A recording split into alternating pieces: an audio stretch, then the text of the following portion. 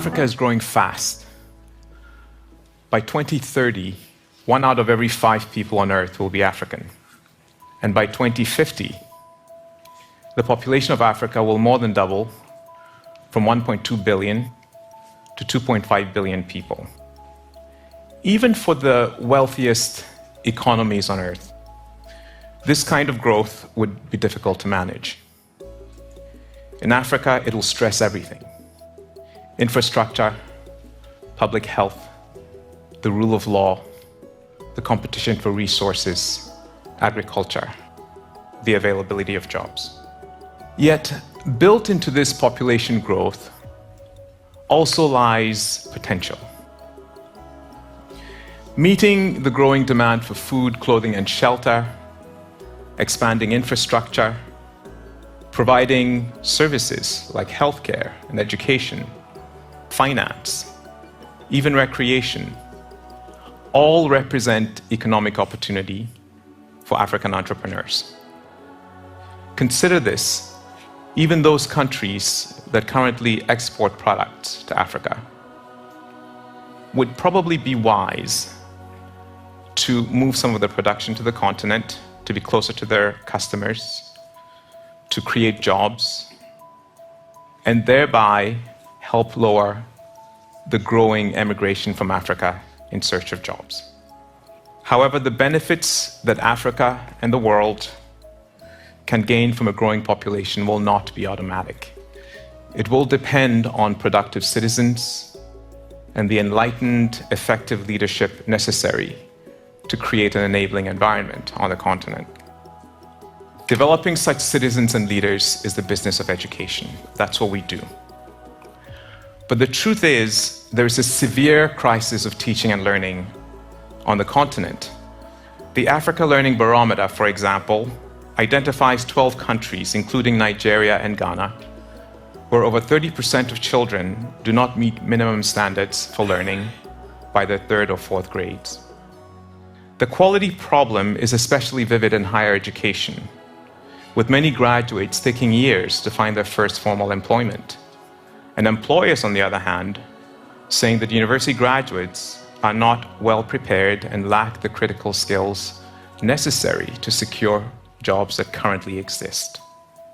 So here's the thing. It's not that Africa is not scaling up education. It is.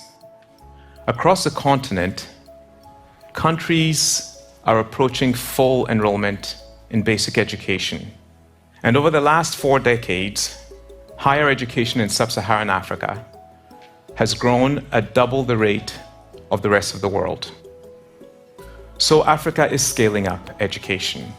What hasn't been done yet, though, is to scale up quality and effectiveness.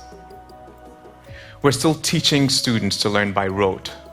This is a legacy of our colonial era, which focused on training people to follow directions.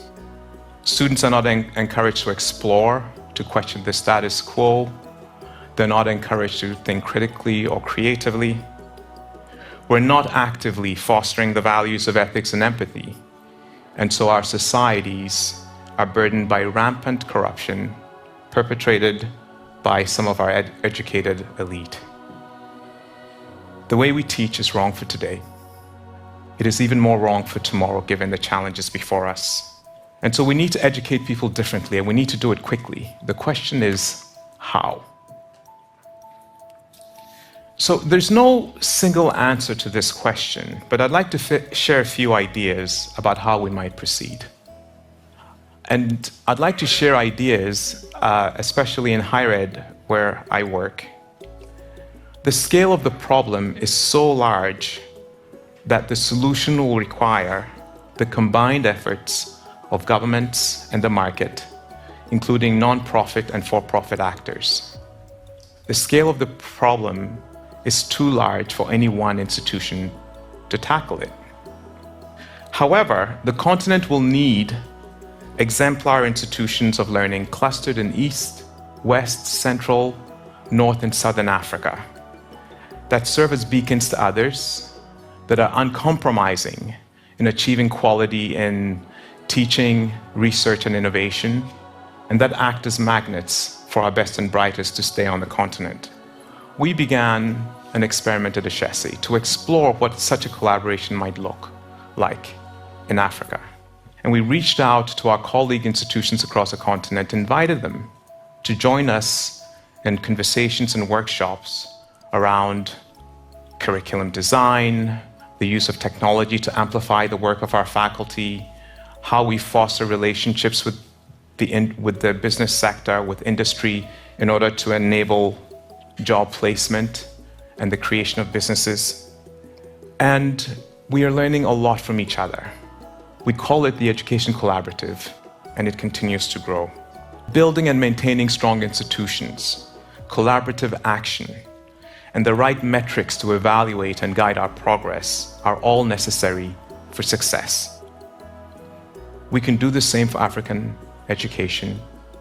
We must do the same for African education, because the specter of 1 billion poorly educated, unemployed or underemployed Africans would raise unacceptable consequences for the world. On the other hand, a productive workforce living in societies managed by ethical and effective leaders would be good not only for Africa, but for the world. Developing such citizens and leaders is the business of education. I believe that a solution is within our grasp.